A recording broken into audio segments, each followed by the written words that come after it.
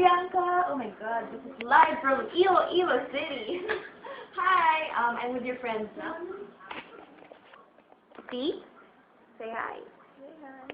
Say hi. This is JR. Hi, JR. Hi, Cholo. Okay, that's us. We are here in Iloilo City, and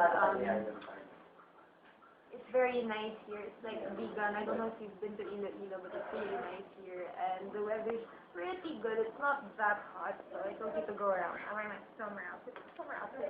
And they gave me this bracelet. Thank you so much. And this yummy biscuit.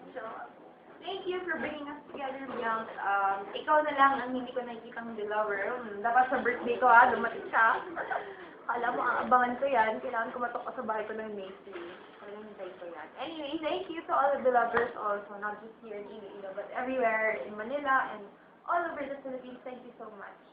I miss all of you. I haven't gone online in a while, but I will soon, so I can catch up with you guys. Thank you so much. If you need anything, Bianca, just text me. Actually, text me naman every day, so I know what you need. You need some attention. So, thank you, Bianca. Thank you to everyone, and to the three of you for coming here to Iloilo City. I just go dito nga pala.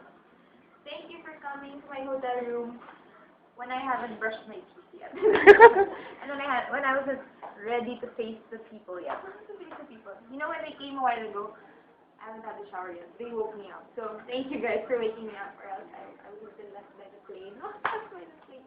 Thank you. I hope to see you guys soon. Bye bye.